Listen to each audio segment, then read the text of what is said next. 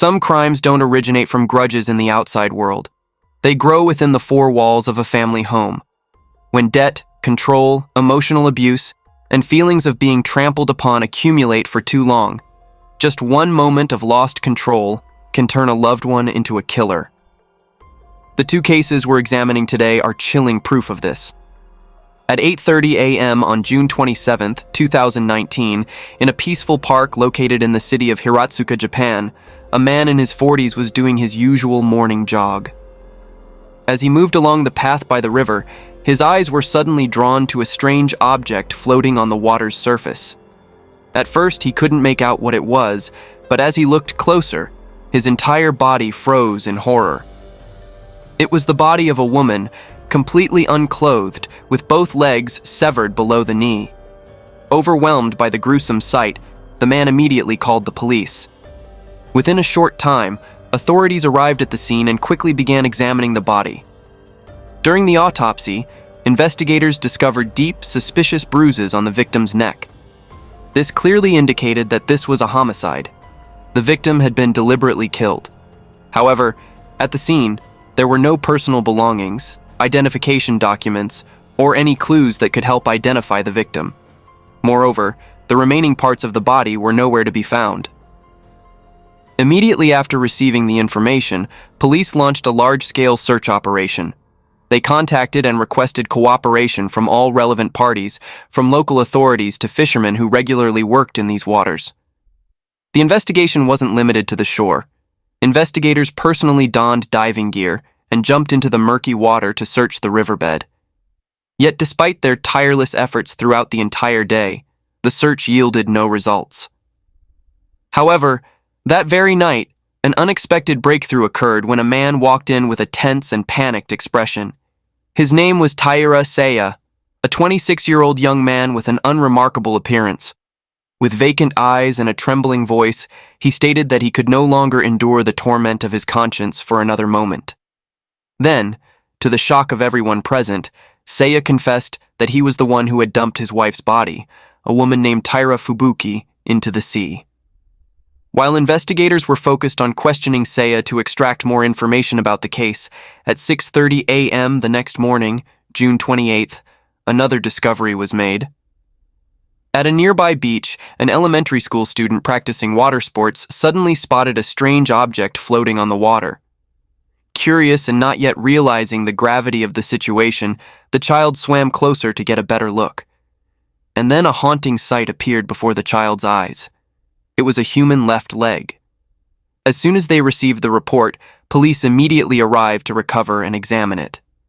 Test results confirmed that this leg perfectly matched the woman's body discovered the day before. This was indeed part of victim Fubuki's remains.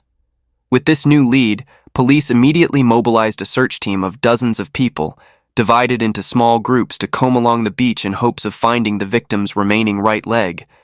But despite all their efforts, the right leg still hadn't been found. Facing this dead end, investigators decided to return to the interrogation room and question Seiya more aggressively. Under the mounting pressure from police questioning, he finally couldn't keep his secret any longer and was forced to admit that the victim's right leg hadn't been thrown into the sea at all. It was still hidden at his home.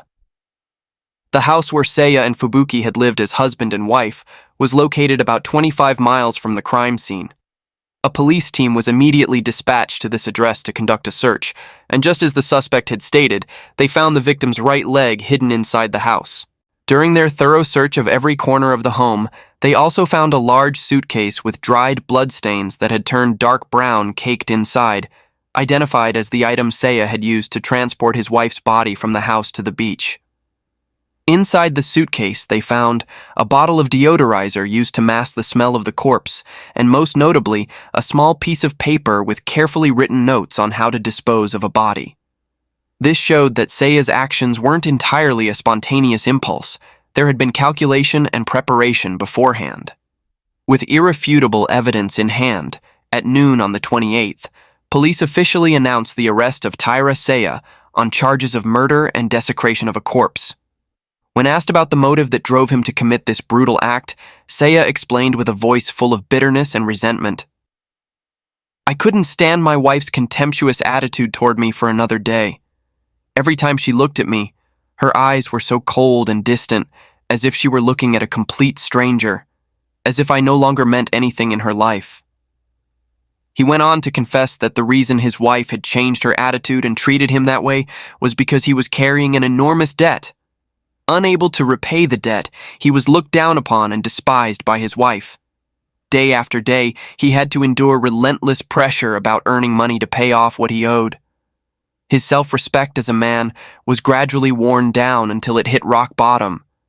And then, in utter desperation, he made the worst decision of his life, thinking this was the only way to end everything. But why, among countless ways to resolve the situation, did Seiya choose the darkest and most cruel path, taking the life of his beloved wife? Why didn't he consider other solutions like divorce or separation? To answer these questions, we need to go back in time and look deeper into the relationship between this couple. What really happened between them? Seiya and Fubuki were both born in 1992, and they first met as classmates at university. Seiya grew up in the Tama area of Tokyo and had a rather mature personality compared to others his age. The reason he became this way was because he had 4 younger siblings, and moreover, his parents had divorced when he was young. From then on, Seiya had to take on the role of caring for his siblings in place of his mother, bearing the responsibility of the eldest child in a large family. It was this circumstance that forced him to mature earlier than normal. Fubuki, on the other hand, was completely different. She was a cheerful, smiling girl with excellent communication skills, so she was always surrounded by many friends. Academically, she had outstanding achievements and actively participated in international exchange programs, even studying abroad in both the United States and Singapore. As a result, she was fluent in English and was the type of student who diligently built her career in multiple directions. The two officially started dating in their 3rd year of university, and then went on to graduate school together. Although they didn't publicly announce their relationship to friends, they had both told their families that they had a significant other from school. And so, they loved each other like any normal couple in their 20s. The university they both attended was a technical school, famous for its nearly 100% employment rate after graduation. Thanks to this advantage, Fubuki successfully landed a job at a foreign company with good compensation after completing her master's degree. In contrast, in March 2017, Seiya suddenly decided to drop out of graduate school midway through, citing a desire to change direction in life. However, this didn't seem to significantly affect their relationship. Not long after, they registered their marriage and officially became husband and wife, with Seiya taking his wife's family name according to legal procedures. This isn't uncommon in Japan, where husbands sometimes take their wife's surname. In November 2018, when Fubuki was transferred by her company, the couple moved to a newly built apartment. According to neighbors who recalled the couple when they first moved in, they looked like an ordinary young married couple, nothing out of the ordinary. But in reality, from a certain point, cracks had begun to form between them. Or more precisely, it wasn't so much cracks as a growing distance. And from that distance, insecurity began to emerge. Fubuki was advancing in her career, with smooth work progress and stable income. But her husband, Seiya, after dropping out of school, just drifted aimlessly, with his unemployment stretching on longer and longer. According to his explanation, because he hadn't found work he truly wanted to do, he couldn't get a job. The result was that during all that time, the couple had to live entirely on Fubuki's income alone. She hoped her husband would at least find a part-time job to help support the family, but every time she brought it up, Seiya would just vaguely reply that he was looking for work, when in reality he wasn't actively searching at all. In a situation like that, having to move to a new place, she began to feel financial pressure. But her husband not only didn't want to help his wife, he actively created debt. It was truly shameful. Seiya normally had a hobby of playing board games. But from some point on, he began spending enormous amounts of money on this hobby.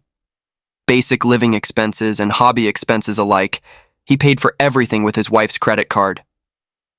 When he felt somewhat awkward about it, he took money from their wedding gifts, honeymoon savings, and even his wife's personal savings account to use. On one occasion, he even used a credit card in his wife's name to withdraw cash, and he had borrowed money multiple times to pay off his own debts.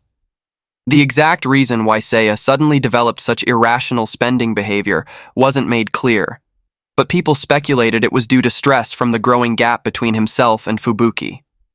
It wasn't until June 2019 that Fubuki discovered a shocking truth. Her husband had secretly accumulated a massive debt behind her back.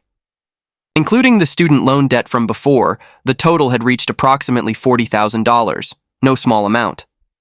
What made it worse was that Seiya was unemployed with no income, yet he had dared to borrow and spend to the point of piling up such debt.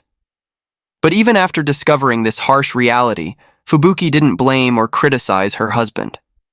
Instead of choosing divorce to escape the burden, she decided to stay and try to improve the relationship.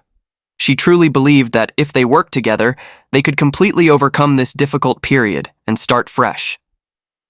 She openly shared her thoughts with Seiya. "Honey, let's try again. You should go find a job too. Everything will be fine. Let's get back on our feet together." And to preserve the family, Fubuki worked harder than before, silently shouldering everything without a single complaint.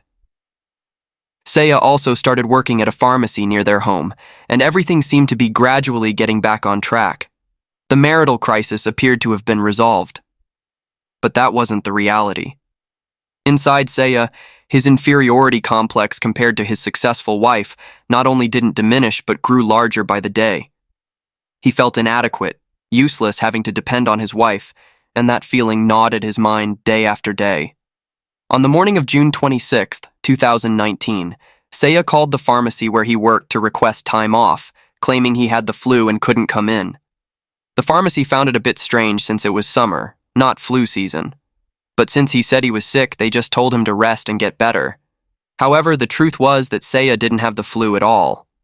The real reason he couldn't go to work that day was because the night before, he had killed his wife Fubuki while she was sleeping soundly in bed. On the night of the 25th, the couple went to bed. Before falling asleep, Fubuki held her husband's hand and asked gently, warmly, "Aren't you cold?" It was just a casual question expressing a wife's care for her husband, nothing special at all. Yet that seemingly ordinary sentence triggered an uncontrollable impulse in Seiya. What was going through his mind at that moment, no one knows. But when Fubuki had fallen into a deep sleep, Seiya used his own hands along with a plastic cord he found in the house to strangle his wife's neck until she stopped breathing completely. And as soon as dawn broke, after calling the pharmacy, he began thinking about how to dispose of the body. Initially, he planned to simply put it in a suitcase and dump it in the sea. But no matter how hard he tried to stuff the body in, it wouldn't fit in the suitcase. Finally, Seiya decided to take a knife and saw to cut off both legs below the knee, but it still wouldn't completely fit in the suitcase. So he left the right leg at home, put the rest in the suitcase, and left the house. The place Seiya chose to dump the body was a rather unusual beach, quite different from typical beaches. The area was surrounded by dense vegetation that blocked the view, so unless you were a local resident, you would hardly know there was a beach inside. It was an extremely secluded location, difficult to discover. Notably, Seiya and Fubuki had gone to this place before on dates together. For this reason, he had likely relied on memories of coming here with his wife to decide on this location for disposing of the body. To travel from his home to the beach about 25 miles away, Seiya took multiple taxis, continuously switching vehicles along the way. This was probably his deliberate attempt to avoid making any taxi driver suspicious of his journey. When approaching his destination, he didn't get out right at the beach but chose to disembark some distance away, then walked a long stretch along the highway to reach the spot. At 2:15 a.m. on the 27th, Seiya arrived at the beach. He dragged the suitcase containing Fubuki's body, then held it as he waded into the water and began swimming out. When he had reached a certain depth, he opened the suitcase and released his wife's body into the sea. The details of Seiya's movements after that aren't clearly known, but based on the fact that the suitcase was later found at his home, it can be inferred that after disposing of the body, he returned home. But when he got back home and was alone in the silent apartment, Seiya gradually began to realize what a terrible thing he had done. The frightening silence of the house, where his wife's voice and laughter once filled the air, now weighed heavily on his mind. Perhaps it was the feeling of guilt and the torment of his conscience that made him unable to bear it any longer, and he finally decided to go to the police station to turn himself in. However, after hearing Seiya's complete confession, the police still felt something was off. The motive he provided sounded unconvincing and unclear.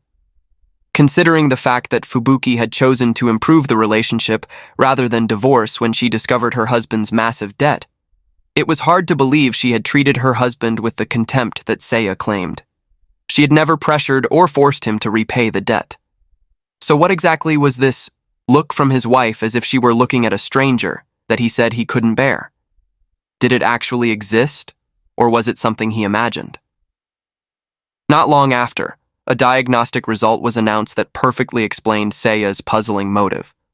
According to the psychiatric evaluation, he was determined to have narcissistic personality disorder. A characteristic of people with this condition is that they always think about everything in a self-centered way, and when they encounter anything that damages their self-esteem, they tend to react aggressively, sometimes even extremely. Clearly, Seiya was the one who had created the debt with his own hands and was the root cause of all the family's problems, yet in his mind, a strange delusion had formed that he was the victim. Seiya's trial officially began on July 28, 2020, and lasted for 5 days. Throughout the proceedings, Seiya repeatedly cried and expressed remorse. "My wife loved me so much, but I took everything away from her. I can only say I'm sorry. I don't know what else to do." At the trial, Fubuki's mother was also present as a witness. She tearfully emphasized that her daughter had made tremendous efforts to preserve the marriage, that Fubuki had never given up hope in her marriage.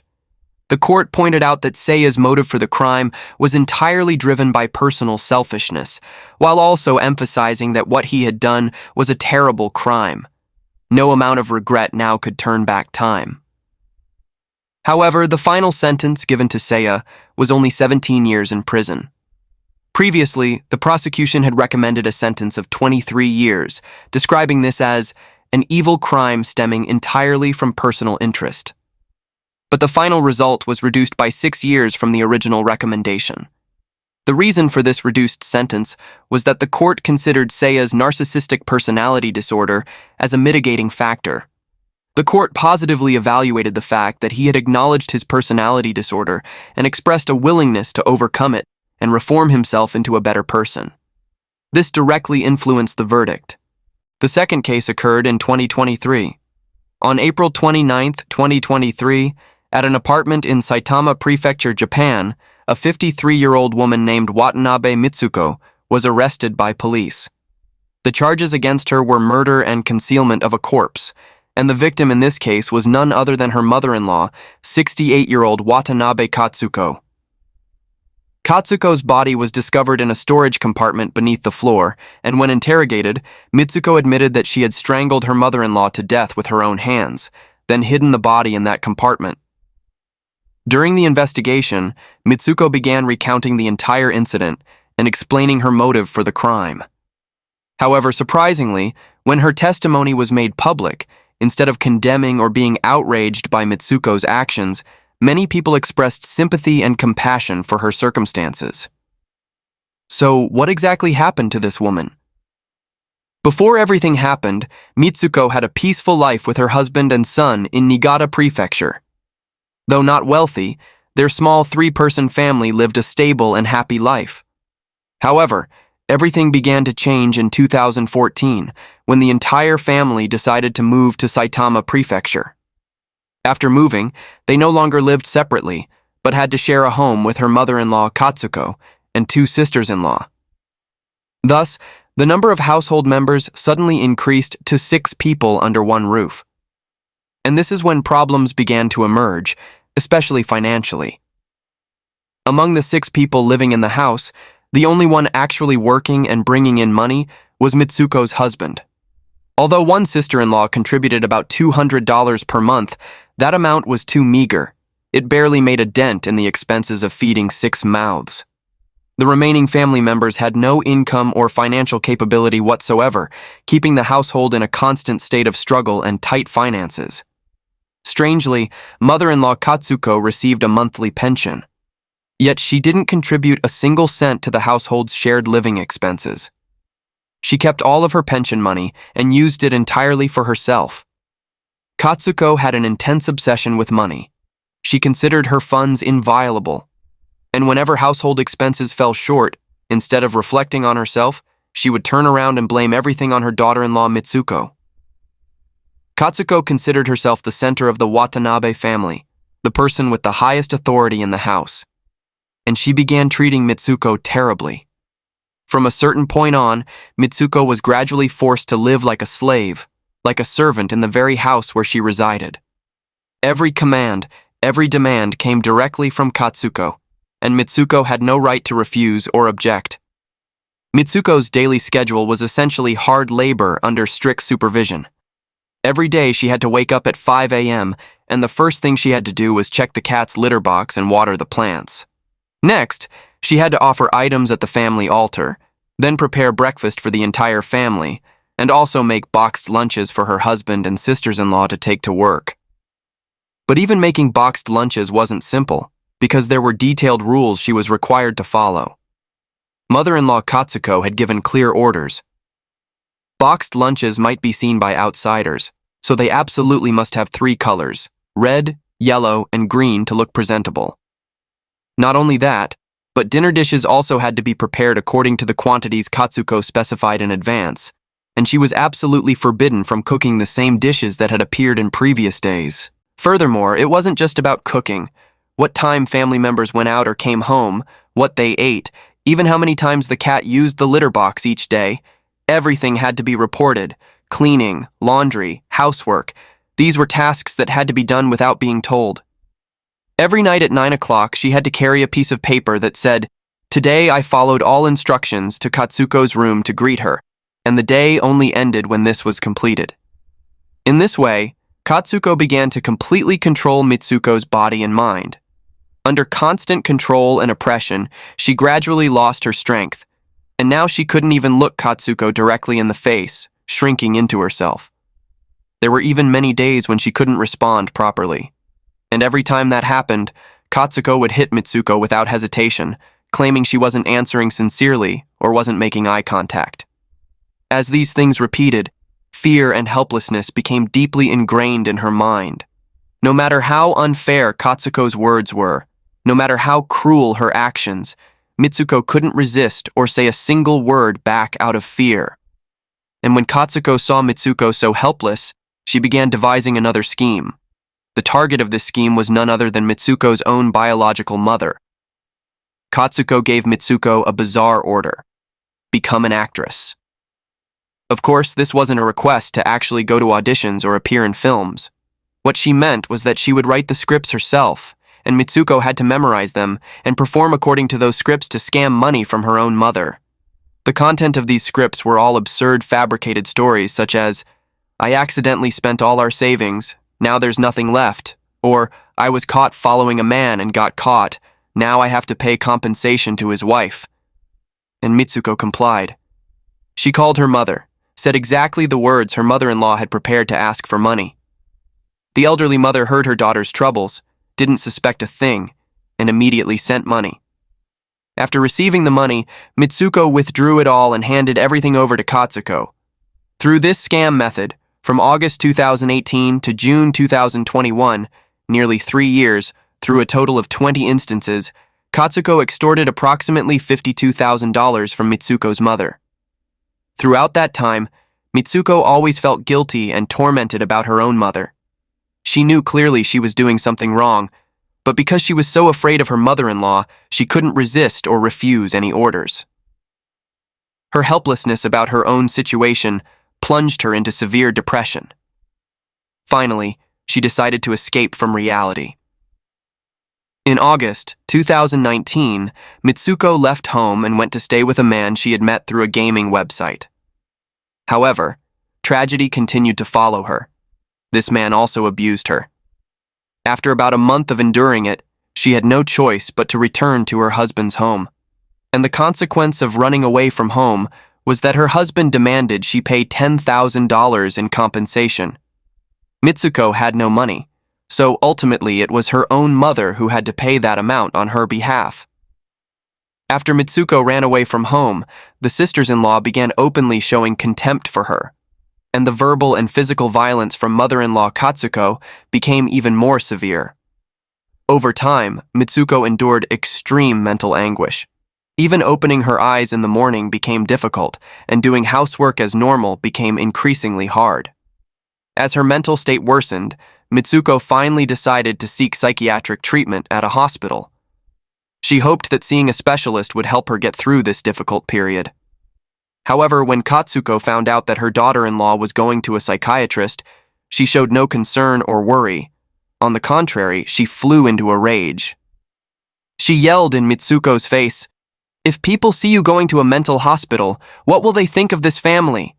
If my daughters can't get married because of you, will you take responsibility?" Faced with such fierce opposition, Mitsuko had no choice but to stop treatment. From then on, she could only silently endure life day after day on her own. Then in August 2021, a great sorrow struck Mitsuko when her mother passed away. This meant that the source of money Katsuko had been extracting all this time was completely dried up, and the financial demands made through deceiving Mitsuko's mother also had to stop. However, Katsuko's obsession with money didn't disappear because of this. This time, she decided to change targets and began demanding money directly from Mitsuko herself. Katsuko began forcing Mitsuko to work at an elderly care facility. Though she didn't want to, under pressure from her mother-in-law, she eventually had to take the job. And worse still, even the savings account where her salary was deposited was directly managed and kept by Katsuko. This meant that all the money Mitsuko worked so hard to earn fell into Katsuko's hands. She wasn't allowed to keep a single cent for herself. However, in February 2022, Mitsuko quit for an undisclosed reason. And so the source of money Katsuko had been enjoying was suddenly cut off. She couldn't contain her fury and began tormenting her daughter-in-law even more than before. She would frequently burst into Mitsuko's room, throw things around, and hurl deeply insulting words at her like parasite and freeloader. But what hurt Mitsuko more than anything was that Katsuko had arbitrarily thrown away the photo she treasured most, a photo of her deceased father. It was a very special photograph capturing a rare moment when her father, who rarely smiled when he was alive, had a bright smile on his face. To Mitsuko, that photo was like a priceless treasure. But her mother-in-law had heartlessly crumpled up the photo and thrown it straight into the trash. When she saw her father's image treated that way, Mitsuko was frozen in shock. Then from March 2023, Katsuko began constantly repeating an incomprehensible demand to Mitsuko. "Give me the $10,000 you're hiding." Why was she suddenly demanding such a large sum, and why specifically $10,000? To understand this, we need to go back a few years. A few years earlier, Katsuko had fabricated an absurd script to extort money from Mitsuko's mother. "I was caught following a man and got arrested. I need $20,000 for compensation." Katsuko made Mitsuko memorize this script and forced her to go to Niigata to meet her mother to get the money. That day, Katsuko waited at the door for Mitsuko to return. As soon as she got back, Katsuko rummaged through her bag and took all the cash. But wait, wasn't the request for $20,000? Naturally, Katsuko was displeased and asked why she hadn't brought the full amount. Then she ordered Mitsuko to go get the remaining $10,000. In the end, Mitsuko had to ask her mother again, and her mother painfully transferred an additional $13,000. Thus, Katsuko had received approximately $23,000 in total, yet years later she brazenly claimed, "I only received $10,000. Give me the rest." She began pressuring Mitsuko again, as if it were some kind of deposit. When the money she had freely spent was gone, she took out her anger on Mitsuko, demanding she produce money that didn't exist. Mitsuko gently said, "Mom, you already took all the money from me back then." But of course, words like that had no effect. From that day on, Katsuko constantly brought up money whenever only the two of them were home. 10,000, 10,000, give it here, $10,000. And as soon as the words ended, violence followed. Punches to the face, stabbing with a knife, even spraying bleach in her eyes. Moreover, she didn't stop there. She began posting notes with insults about Mitsuko all over the house. Mitsuko, the housekeeper in this family, can't properly do what her mother-in-law assigns because of her psoriasis. She lies every day. Such phrases were posted on furniture, walls, doors, even the refrigerator, everywhere in the house. Having to endure these terrible things day after day, Mitsuko eventually reached extreme stress levels. Sleep deprivation became routine, and unexplained eczema began appearing on her body. Not only that, but what hurt even more was her profound guilt toward her mother. In July 2021, just 1 month before her mother passed away, Mitsuko had to call her again on Katsuko's orders. The purpose was still to ask for money. But that day, her mother's voice on the phone was completely different. "Mom is in the hospital." It was the first time her mother told her about her condition, and the next sentence tore Mitsuko's heart apart. "You're calling about money, aren't you?" That was the last conversation with her mother. This memory afterward endlessly pulled Mitsuko into the depths of guilt, and there was no one to comfort her. Fundamentally, Mitsuko's husband was indifferent to his wife. He thought of his mother, Katsuko, as follows.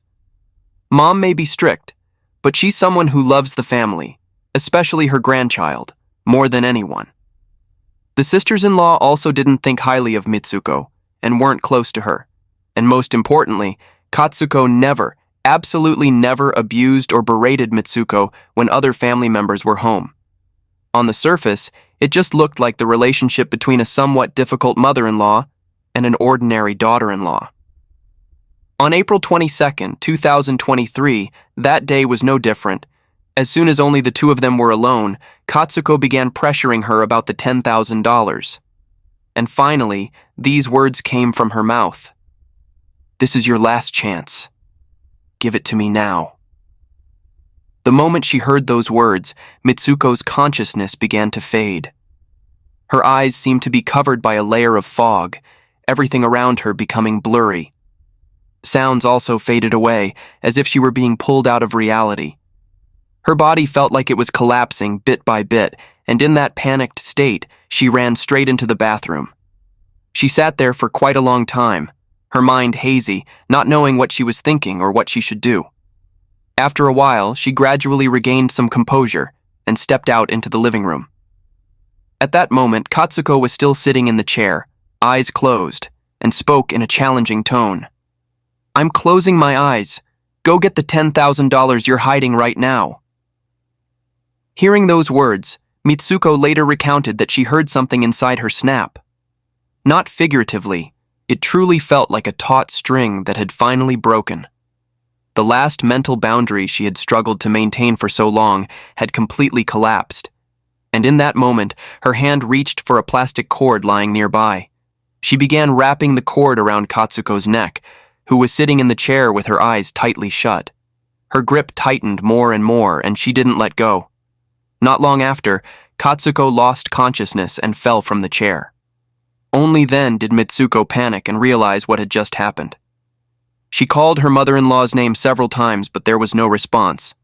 And then she had to accept the truth that Katsuko was dead. And what followed was a body concealment process carried out with eerie calmness. She covered her mother-in-law's head with a plastic bag, then grabbed the hem of her clothes and dragged the body to a storage compartment beneath the floor.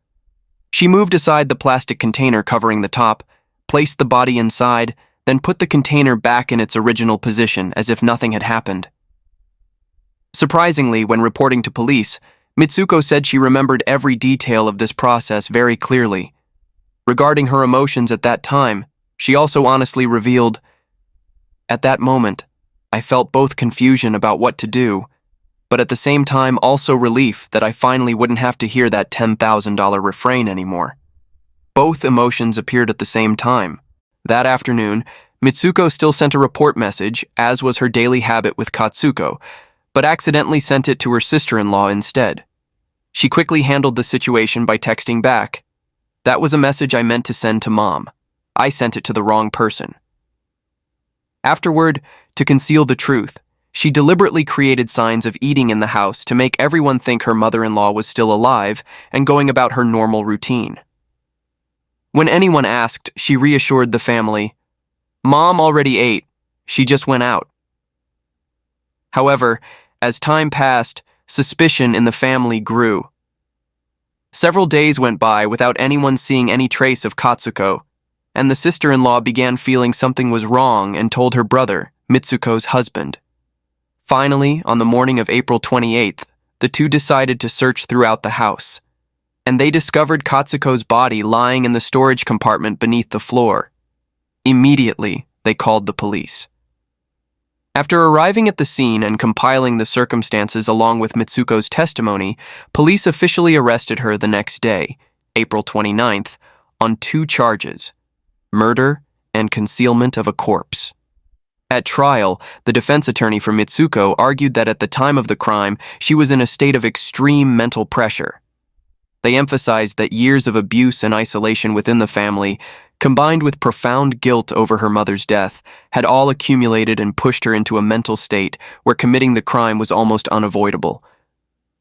The prosecutor questioned Mitsuko about why, after committing the crime, she had tried to deceive the family into thinking her mother-in-law was still alive. They pointed out that actions like sending report messages and creating signs of eating all showed she had intentional plans to cover up the crime. However, Mitsuko countered, "Those were just daily habits I had always done. I wasn't deliberately disguising or hiding anything."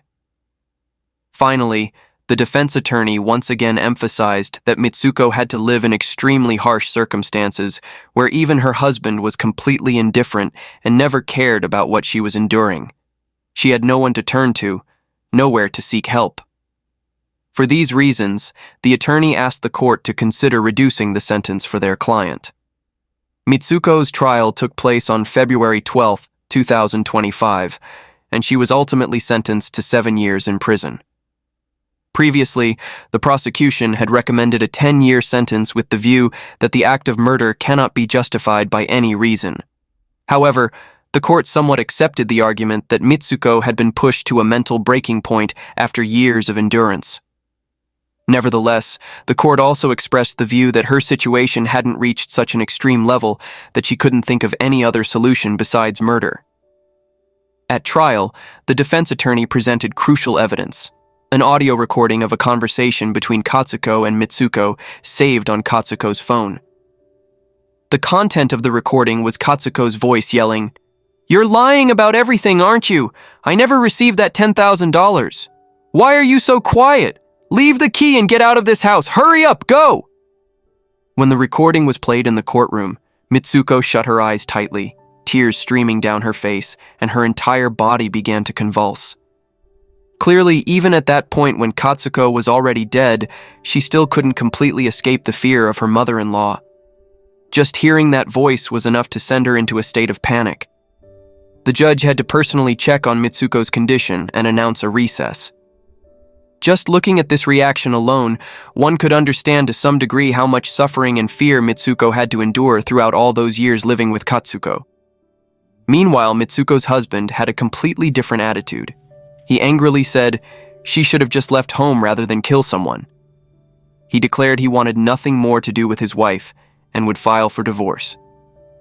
But consider, a man who had turned a blind eye to his wife's miserable life for so many years, who had never once cared about or protected her. What right does he have to speak such moral words? Perhaps it was precisely because she had such an indifferent and heartless husband that Mitsuko couldn't find anyone to lean on, becoming increasingly isolated until she was finally pushed to the breaking point. And those are the 2 cases for today. Thank you for watching and see you in the next video.